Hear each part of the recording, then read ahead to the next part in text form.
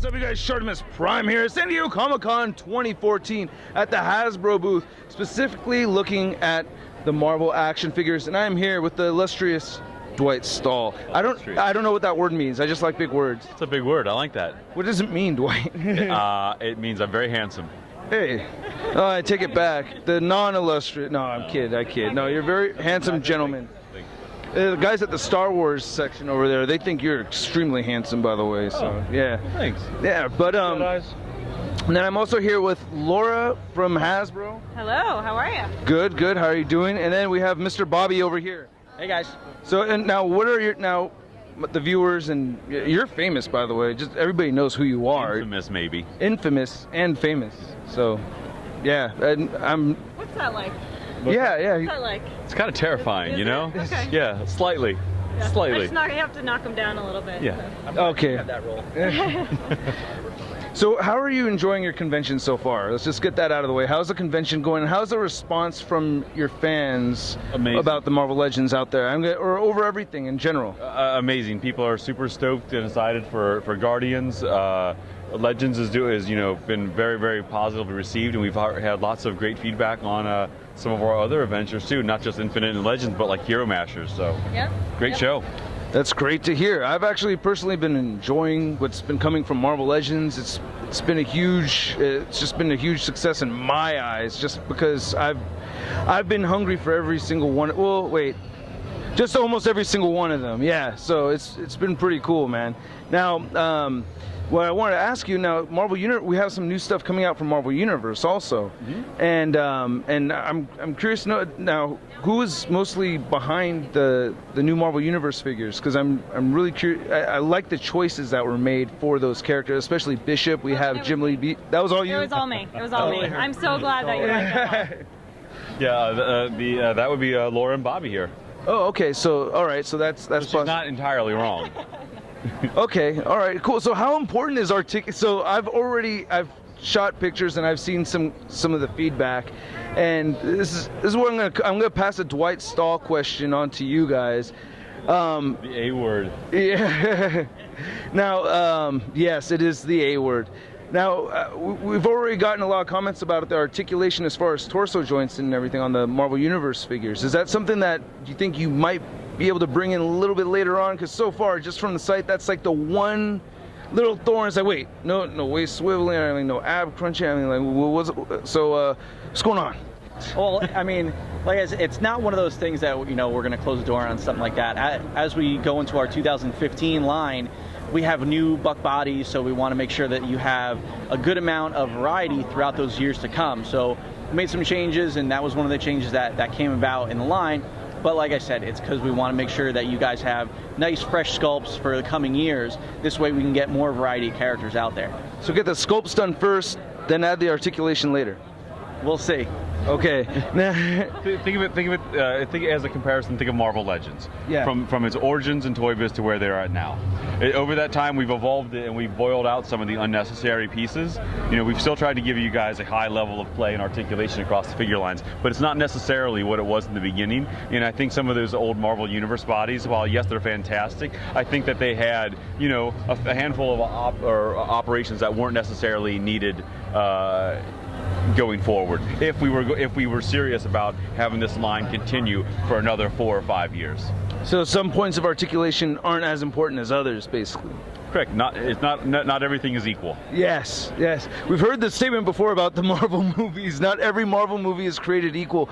I heard that rings in my ears to this day. I think that's pretty funny. I agree with it. I'm not saying I disagree, but not every action figure needs articulated ears or noses or things of that nature. I love articulated ears, man.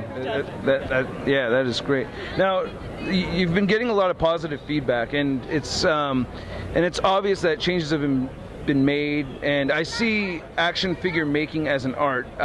You've seen my crappy customs, I got crap customs, but making action figures, that's an art, man. You guys are, this is an artistic thing. You're dealing with paint, you got sculptors and everything. So as an artist, okay, who do you see as an inspiration? Like, what kind of things out there, and maybe if you don't want to get too specific, the more specific the better, but what do you see as an inspiration that you see from other things out there that you want to bring into the line? That's a fantastic question. Did you come up with that yourself? Yes. I am blown away. Stumping him. You're stumping me with your very, very thoughtful and thought-inducing questions. Very well played, sir. Very well played indeed. I'm not trying to stump you. It's just a question, but okay. Yeah, I used to be an artist before I sold out and became a designer, right? So Because artists are same thing as what we are, just without money. Unless you're dead, and then you make lots of money. But that's sad because you don't get to buy any toys with it. Yeah. Right? No, So- in a world without toys, I mean, well, anyway, That's sadness. That's Yeah, sadness. yeah. That's just not right, people. That's not right. Let's not make this a world without toys. Please help the us. puppy dog I faces need are toys. all over the place. Like, put the hands up. I'm inspired a lot by the comic books. That's where I draw a lot of inspiration from, not just for styles, but also some of the characters and figures themselves. Marvel works so closely with their publishing side and the phenomenal artists that they have come through, and we actually try to translate that sometimes into toys. For one example, we have the Hobgoblin based off of Ramos's drawings of a year and a half ago or so. Yeah, Totally. I mean, his style is just so killer. I love that angular, odd kind of stretched proportions. It's just, it's fun. It's different. I like things that are fun and different. I hate that guy, but yeah, no, it's all a matter of opinion, though. It's not bad art. It's not a personal preference, but look at those types of different things from him and across the line from all the different Marvel books. It's like there's just a lot of great things to draw inspiration from. so your inspiration basically comes from the comic art. Yeah. Often, I like to start with some sort of a source that has a tie into what we're actually trying to produce here. But as far as like in figures themselves, like in the industry of figures, there's like Everything. We look at all of us. We're constantly doing research, going out to the stores, finding out what's out there, what's hot, what's going on in Japan that's got something amazing that we've never even seen yet. And it's like there's just too much. I mean, look around the show. There's so much to go from and be inspired by. It's like everywhere. Just keep your eyes open. See, one thing that kind of sucks for me to see, and I'm just going to say that, but I can't blame people, is that as time has gone on, it's kind of like people have gone into different things. A lot of Japanese import. The Japanese go absolutely insane on these, and because they're under a smaller umbrella of a company, and they don't have like Hasbro's big, you know what I mean? Mm-hmm. So they don't have to worry about dealing with such a huge company and whatnot. So they're able to do a lot of different things that have kind of raised the bar as far as expectations go. Whereas for Marvel Legends, you're meeting my expectations. But then I see other people become more critical. As time goes on, people become more and more critical. Is there a point where you try to, now, and you're obviously hear the critique. People have asked dozens of times, countlessly, where are the running changes that we were promised and all that stuff. You're adding articulation that I specifically, as a person, has been asking you for years. Thank you very much for doing it. Thank you very much. But I really do appreciate it.